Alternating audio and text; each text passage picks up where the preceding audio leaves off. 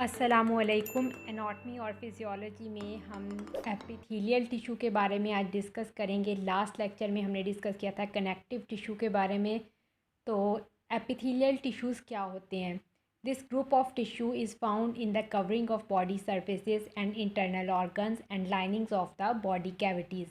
तो ये क्या है? ग्रुप ऑफ टिश्यूज़ हैं जो कि पाए जाते हैं कवरिंग ऑफ बॉडी में, यानी बॉडी की आउटर सरफेस जो हमारी स्किन का स्ट्रक्चर है, स्किन जो हमारी आउटर का जो है वो सरफेस या उसको कवर कर रही है, तो उनकी जो आउटर लेयर है वो एपिथेलियल टिश्यू की बनी होगी।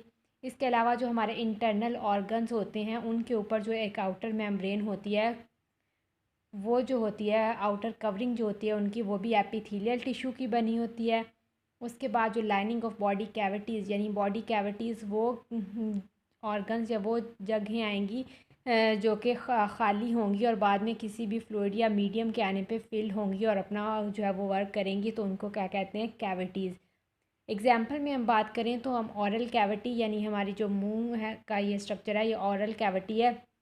इसकी जो आउटर लाइनिंग है वो किसकी? एपिथेलियल टिश्यू की बनी है। इस तरह हमारा स्टमक जो है वो उसकी जो है वो अंदर वाली लेयर, म्यूकोसा लेयर जो होती है, वो भी एपिथेलियल टिश्यू की बनी हुई है। इसके अलावा जो वो हमारे इंटेस्टाइन हैं उनकी जो कवरिंग्स हैं वो भी जो है वो एपिथेलियल टिश्यू की बनी है। तो इन्होंने क्या करना है कि बॉडी कैविटीज़ जो हैं वो उनकी लाइनिंग्स बनानी है।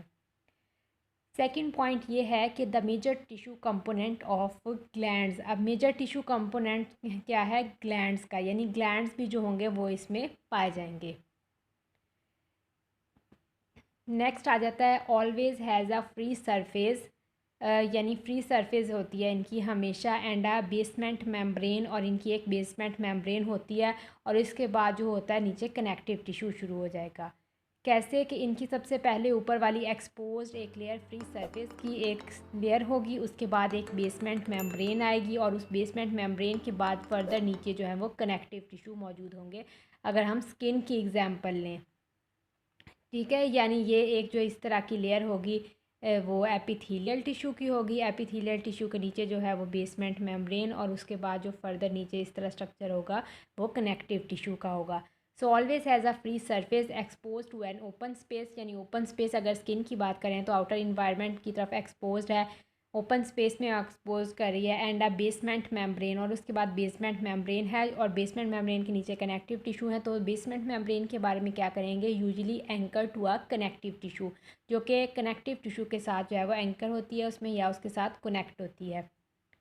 उसके बाद आ जाता है कि the lack the blood vessels, यानी इसमें ब्लड वेसल्स नहीं होंगे। So nourishment come from to the underlying connective tissue. तो नॉरिशमेंट कहाँ से आएगी? नीचे मौजूद कनेक्टिव टिश्यू से डिफ्यूजन मूवमेंट के ज़रिए, यानी जो हमारी एपिथेलियल टिश्यूज़ हैं या एपिथेलियल लाइनिंग है वहाँ तक जो है वो ब्लड सप्लाई मौजूद नहीं होती। तो एपिथेलियल सेल्स तक नॉरिशमेंट या जो है वो न्यूट्रिएंट्स कहाँ से पहुँचते हैं? वो डायरेक्टली कनेक्टिव टिश्यू से डिफ्यूज़ करके एपिथेलियल टिश्यू तक पहुँचते हैं। उसके बाद आ जाता है द अदर यूनिक करैक्टरिस्टिक क्या है? रिप्रोड्यूस रैपिडली, यानी बहुत जो है वो रैपिडली रिप्रोड्यूस कर सकती है। Cells in epithelial tissue are often anchor to one another, और इसके सेल्स जो हैं वो हमेशा एक दूसरे में एंकर होते हैं, एक दूसरे के साथ अटैच्ड होते हैं। या उसके बाद 5 पॉइंट की बात करें तो रैपिडली रिप्रोड्यूस कर सकती है। बाज़ औक़ात ऐसे होता है कि हमें कोई कट लगता है या कोई ख़राश वगैरह आती है तो हमारे ऊपर से जो है वो आउटर एक लेयर जो है वो स्किन की जो है वो उतर जाती है, लेकिन हमारा वहाँ से ब्लड फ्लो नहीं होता। सो वो जो स्किन की आउटर कवरिंग जो है वो वहाँ से उतर जाती है, वो कौन सी है? वो एपिथेलियल सेल्स होते हैं। जब वो एपिथेलियल सेल जो हैं वो बहुत जल्दी उनकी जो है वो रीजनरेट करने की पावर होती है, तो वो बहुत जल्दी वहाँ से दोबारा स्किन आ जाती है। तो यानी आपको समझाने के लिए बता रही हूँ कि ये वो वाली लेयर होगी। उसके बाद आ जाता है एपिथेलियल टिश्यू का name. The name is derived from a number of layer of cells, यानी number of layer of cells, जितना लेयर्स का नंबर होगा उस हिसाब से जो है वो इसका नाम होगा। इसकी एग्जांपल में क्या है? सिंपल का मतलब है सिंगल लेयर, मतलब सिंपल अगर हम कहेंगे सिंपल एपिथेलियल टिश्यू तो इसमें सिंगल लेयर होगी, और अगर हम कहेंगे स्ट्रैटिफाइड तो इसका मतलब है कि मल्टीपल लेयर मौजूद हैं। And the shape of cell, अगर हम स्ट्रैटिफाइड की बात करें तो इसका मतलब क्या है? इसमें मल्टीपल लेयर हैं। And the shape of cell, और सेल की शेप के हिसाब से होगी। सेल की शेप क्या हो सकती है? स्केमस, जिसका मतलब है बिल्कुल फ्लैट सेल्स होंगे। क्यूबॉइडल, जिसका मतलब है कि क्यूब टाइप होंगे। और उसके बाद कॉल्यूमिनर मीन एलोंगेटेड सेल्स होंगे। सो क्या है कि एपिथेलियल टिश्यू की जो फर्दर टाइप्स है उनको हम नाम किस बेस पे दे सकते हैं? सबसे पहली बात है नंबर ऑफ़ लेयर, और उसके बाद है शेप ऑफ सेल के हिसाब से। तो आगे जो है वो इसको अब हम डिटेल में डिस्कस करेंगे। एपिथेलियल टिश्यू में अरेंजमेंट ऑफ लेयर और सेल की शेप के हिसाब से दिखाया हुआ है कि हम इनको किस तरह इनकी नेमिंग करते हैं। सबसे पहले ये यहाँ पे सिंपल लिखा हुआ है। अरेंजमेंट ऑफ लेयर के हिसाब से ये सिंपल टिश्यू है, यानी एक सिंगल लेयर ऑफ सेल मौजूद है। उसके बाद जो आ जाते हैं सूडो स्ट्रैटिफाइड। सूडो स्ट्रैटिफाइड में क्या होता है कि ये ना तो सिंपल है ना ही स्ट्रैटिफाइड है, इनके इंटरमीडिएट्स ये है। सूडो मतलब फॉल्स स्ट्रक्चर है इनका। और उसके बाद जो आ जाता है, अगर ये मल्टीपल लेयर, ये इस तरह जो नज़र आ रही हैं ये मल्टीपल लेयर हैं, तो ये क्या हैं? ये स्ट्रैटिफाइड हैं। यानी अरेंजमेंट के लिहाज से ये क्या हो सकते हैं? सिंपल, सूडो स्ट्रैटिफाइड और स्ट्रैटिफाइड। और अगर सेल की शेप के हिसाब से देखा जाए तो ये या तो स्केमस हो सकते हैं, यानी इस तरह के बिल्कुल फ्लैट, या फिर क्यूबॉइडल, इस तरह का क्यूब का स्ट्रक्चर बना रहे होंगे, या कॉल्यूम्युलर, इस तरह का एलोंगेटेड या कॉलम लाइक स्ट्रक्चर बना रहे होंगे। सो एपिथेलियल लेयर की जो है वो क्लासिफिकेशन किस हिसाब से है? एक अरेंजमेंट ऑफ लेयर के हिसाब से, और एक जो है वो शेप ऑफ सेल के हिसाब से।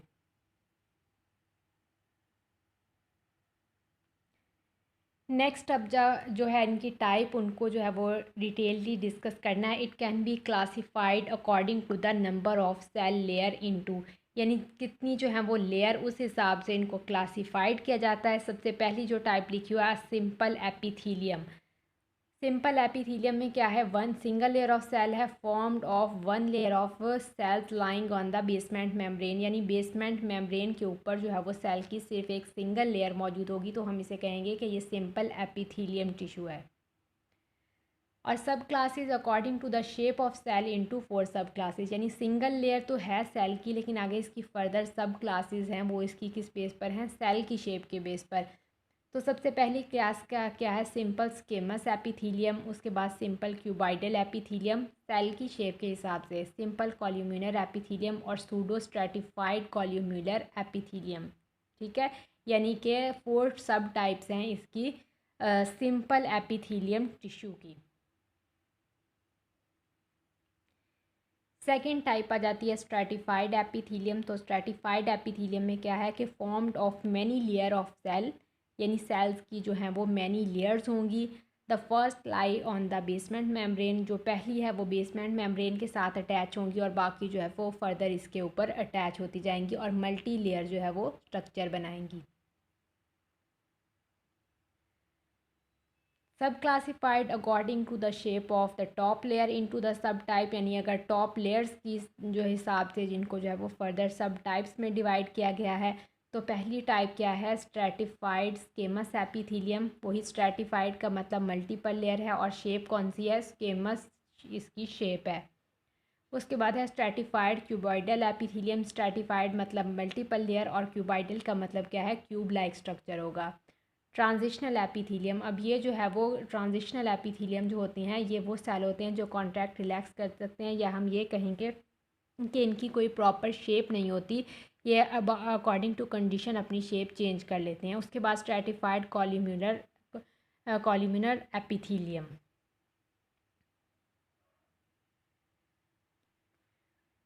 सिंपल एपिथीलियम टिश्यू की बात करेंगे तो सिंपल स्केमस एपिथीलियम टिश्यू जो है वो किस तरह के होते हैं? A single layer of thin flattened cell, यानी सिंगल लेयर है, थिन लेयर है और फ्लैट एंडेड सेल की हैं।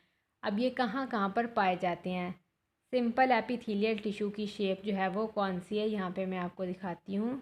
ये वाली जो लेयर है, ये वाली जो शेप है, ये सिंपल वो है एपिथेलियम लेयर की, और इसकी क्या है? स्केमस, यानी ये वाली लेयर होगी सिंगल लेयर, सेल की शेप ये, और अरेंजमेंट जो है वो ये वाली होगी। इसके बाद ये आ जाता है कि ये कहाँ कहाँ पर मौजूद होते हैं। Found in areas where diffusion और फिल्ट्रेशन अकर, यानी single layer of the cell है तो ऐसे एरियाज़ को कवर कहेंगे जहाँ पे डिफ्यूजन या फिल्ट्रेशन का प्रोसेस होगा, यानी सेल जो है वो डिफ्यूजन के ज़रिए एक सिंगल मेम्ब्रेन को पास कर लेगा। एग्जाम्पल इसकी कहाँ है कि सबसे ज़्यादा जो है वो हमारी डिफ्यूजन या फिल्ट्रेशन कहाँ पे हो रही होती है, तो हमारी एयर सैक्स ऑफ लंग, यानी लंग्स में जो हम एयर लेके जाते हैं वो एल्यूलाई में पहुँचती हैं, और एल्यूलाई का जो स्ट्रक्चर है वो बिल्कुल सिंगल लेयर या एपिथीलियम का है। वहाँ से डायरेक्ट जो है वो ऑक्सीजन ने फ्यूज़ कर जाना है, डिफ्यूज़ कर जाना है ब्लड में, और ब्लड से कार्बन डाइऑक्साइड ने वहाँ पे जो है वो डिफ्यूज़ कर जाना है। उसके अलावा फ़िल्ट्रेशन या डिफ्यूजन कहाँ पे हो रही है, हमारी किडनी ट्यूब्यूल्स के अंदर। अब वहाँ किडनी ट्यूब्यूल्स में क्या होता है, वहाँ पे जो है वो फ़िल्टर करना होता है जो रॉ मटेरियल आ रहा है, यानी यूरिन फॉर्मेशन जो हो रही है वहाँ पे जो फ़िल्ट्रेशन करनी है ब्लड से वेस्ट प्रोडक्ट्स को निकाल के ग्लोमेरुलस को से उसको किडनी के नेफ्रॉन में जो लाना है, तो वहाँ पे ये मौजूद होंगे।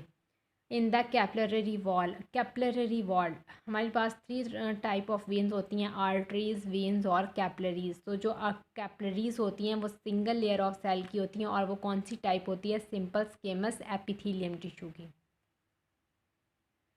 ये यहाँ पे जो है वो इसका सिंपल स्केमस एपिथीलियल का स्ट्रक्चर दिखाया हुआ है, यानी सिंपल स्केमस सेल हैं, और इनकी ये इसके बाद ये डार्क ब्लू कलर की बेसमेंट मेम्ब्रेन है, और इसके नीचे जो है वो कनेक्टिव टिश्यू स्टार्ट होते हैं। नेक्स्ट आता है सिंपल क्यूबॉइडल एपिथीलियम। अब सिंपल क्यूबॉइडल एपिथीलियम, सिंपल का क्या मतलब है, सिंगल लेयर है, क्यूबॉइडल का मतलब है क्यूब शेप्ड के होंगे, और क्या है, epithelium tissue. A single layer of cube shaped cell, यानी एक सिंगल लेयर है क्यूब शेप्ड के सेल की। और फाउंड कहाँ पे होते हैं, found in areas where secretion और एब्जॉर्प्शन जो है वो अकर, यानी इन ये वहाँ पे होंगे जहाँ पे सेक्रीशन या एब्जॉर्प्शन होगी। सिंपल वाले कहाँ पे थे, सिंपल वाले थे जहाँ पे डिफ्यूजन और फिल्ट्रेशन होनी है, और ये कहाँ पे हैं, ये वहाँ पे हैं जहाँ सेक्रीशन या एब्जॉर्प्शन होनी है। एग्जाम्पल में ये कहाँ है, वही किडनी ट्यूब्यूल्स में, क्योंकि वहाँ पे क्या होती है, एब्जॉर्प्शन करना है, वाटर और सॉल्ट वगैरह को एब्जॉर्ब करना है, और बाकी जो है वो इनको सेक्रीट करवाना है, और डक्ट्स ऑफ द ग्लैंड्स, और ग्लैंड्स की डक्ट्स में अब हमारे पास जो है वो एंडोक्राइन ग्लैंड्स मौजूद होते हैं जिनसे हार्मोन्स रिलीज़ होते हैं, और एक्सोक्राइन ग्लैंड्स भी होते हैं। तो क्या होता है कि जो हो वो होते हैं अपनी सेक्रीशन करवा रहे होते हैं इनटू ब्लड या इनटू स्पेसिफिक कैविटी। तो वो जो है वो सेक्रीशन से रिलेटेड हैं, तो ग्लैंड्स का जो आउटर कवरिंग है वो किसकी बनी होगी, एपिथीलियम टिश्यू की। उसके बाद ये सिंपल क्यूबाइडल एपिथीलियम की जो है वो दिखाई हुई है डायग्राम के, इसमें ये क्यूब लाइक स्ट्रक्चर हैं, क्यूब लाइक सेल मौजूद हैं, ये डार्क ब्लू कलर की एक बेसमेंट मेम्ब्रेन है, और उसके बाद कनेक्टिव टिश्यू है। फोकस आपने किस पे करना है, सेल की शेप के हिसाब से ही करना है।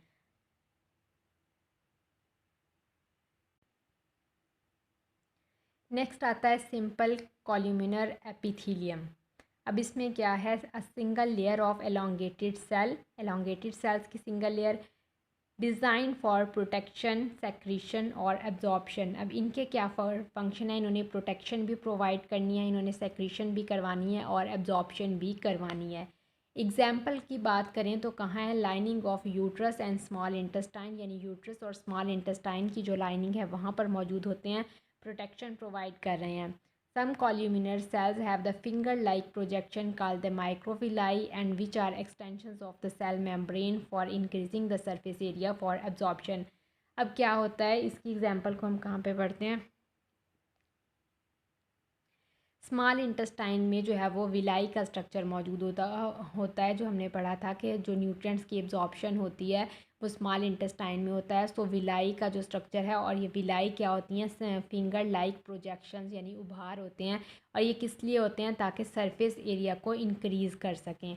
तो उनकी बात करें कि जो माइक्रोविलाई होती है ना, जो कि सेल मेम्ब्रेन की एक्सटेंशंस होती हैं जो सरफेस एरिया को इंक्रीज़ करती हैं, ये हुआ है सिंपल कॉल्यूमिनर एपिथीलियम की बनी होती हैं, यानी एक कॉल्यूम्युलर टाइप सिंगल सेल ही है जो इस तरह का स्ट्रक्चर बनाएगा। कैसे है ये, इस तरह जो ये देखें माइक्रोविलाई भी मौजूद होंगे इसमें। ये क्या है, कनेक्टिव टिश्यू है, डार्क कलर की बेसमेंट मेम्ब्रेन है और उसके बाद इसमें एब्जॉर्प्टिव सेल मौजूद हैं। एब्जॉर्प्टिव सेल के बाद म्यूकस एंड ग्लोबुलेट सेल, यानी इसमें ये इस तरह के ग्लैंड जो है वो इनकी एडिशन हो जाती है।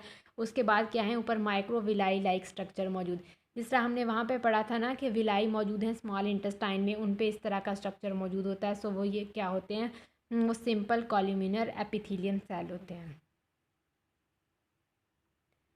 नेक्स्ट आ जाएँ तो सिंपल एपिथीलियम टिश्यू की में ही काउंट होती है। 4 टाइप जो आ रही है वो है सूडो स्ट्रैटिफाइड कॉल्यूमिनर एपिथीलियम। अब क्या है सूडो स्ट्रैटिफाइड, यानी सूडो का मतलब है कि बिल्कुल फॉल्स स्ट्रक्चर। स्ट्रैटिफाइड का क्या मतलब है, स्ट्रैटिफाइड से रिलेटेड है कॉल्यूमिनर एपिथीलियम, यानी हम इनको सिंपल के एग्जाम्पल में ही इधर पढ़ रहे हैं, लेकिन ये क्या है सूडो स्ट्रक्चर है, ना सिंपल में है और ना ही उधर है। So a single layer of columnar cell की सिंगल लेयर होगी that appear to be the multiple, जो कि हमें नज़र इस तरह आ रही है कि वो मल्टी लेयर है, क्योंकि इट्स मल्टीपल लेयर न्यूक्लियाई, क्योंकि इसमें न्यूक्लियाई ज़्यादा हैं। यानी क्या है कि हम इसे सूडो इसलिए कह रहे हैं कि एक तो सिंगल लेयर की सेल है, लेकिन हमें दिखने में ऐसे नज़र आ रही है कि जैसे ये मल्टीपल लेयर्स हैं। मल्टीपल लेयर्स किस लिए हमें फील होती हैं, क्योंकि इनके अंदर मल्टी न्यूक्लियाई यानी न्यूक्लियाई जो हैं वो ज़्यादा मौजूद होते हैं। And the cell have hairs, इनके पास जो है वो ऊपर हेयर लाइक प्रोजेक्शंस मौजूद होती हैं लाइक प्रोटीन स्ट्रक्चर, और कार्ज जिन्हें कहते हैं कैलियंस the cell membrane to trap and expel the foreign particle और बैक्टीरिया, यानी फॉरेन पार्टिकल और बैक्टीरिया जो अटैक होंगे उनको एक्सपेल करने के लिए। और they may be use to propel the egg cell into the uterine, और किस लिए कि हमारे जो यूट्रस में जब एग सेल आ जाता है तो उसकी मूवमेंट करवाने के लिए भी विलाई मौजूद होते हैं। इंटेस्टाइन में एब्जॉर्प्शन के लिए हमने वहाँ पे उनका पढ़ा था, लेकिन यहाँ पे हम सूडो स्ट्रैटिफाइड को कहाँ पढ़े हैं, यूट्रस की वॉल में एग सेल की जो है वो मूवमेंट करवाने के लिए। इस तरह का इनका स्ट्रक्चर होगा सूडो स्ट्रैटिफाइड का, कि यहाँ पे कनेक्टिव टिश्यू है, फिर बेसमेंट मेम्ब्रेन है, बेसल सेल्स हैं, फिर बेसमेंट मेम्ब्रेन है, ये सीलिया है और सीलिएटेड कॉल्यूमिनर सेल्स हैं, और इसमें क्या है ग्लोबुलेट सेल्स है। अब ये देखें कि इसमें जो है वो ये यहाँ पे भी मौजूद हैं, यहाँ पे भी। तो अगर हम इसे देखें तो ऐसे लगता है कि ये 2-3 लेयर्स हैं, लेकिन ये जो है वो सिंगल सेल ही हैं जिनके अंदर न्यूक्लियाई जो हैं वो मल्टी लेयर्स में अरेंज हमें नज़र आते हैं। नेक्स्ट आता है स्ट्रैटिफाइड एपिथीलियम टिश्यू। तो स्ट्रैटिफाइड एपिथीलियम टिश्यू में फर्स्ट आ जाएगा स्ट्रैटिफाइड स्केमस एपिथीलियम, यानी स्ट्रैटिफाइड मल्टी लेयर है और स्केमस जो है वो सेल की शेप है। Many layer of flattened cell, यानी फ्लैटेंडेड सेल्स हैं लेकिन उनकी मैनी लेयर्स हैं।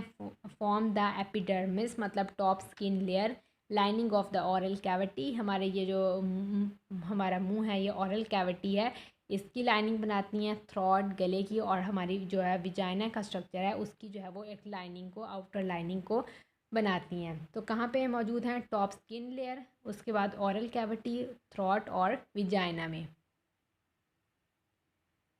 ये इस तरह का इनका स्ट्रक्चर होगा। स्ट्रैटिफाइड स्केमस एपिथेलियम का मतलब फ्लैटेंडेड सेल्स हैं, इस तरह के फ्लैट, मतलब फ्लैट सेल्स हैं, इनमें कोई उभार या कोई वो मौजूद नहीं है, सिंपल बिल्कुल फ्लैट ऊपर से सेल्स जो हैं वो हैं, और इनकी ये इस तरह दिखाई हुई है कि मल्टी लेयर्स हैं, फिर बेसमेंट मेम्ब्रेन है और फिर कनेक्टिव टिश्यू है।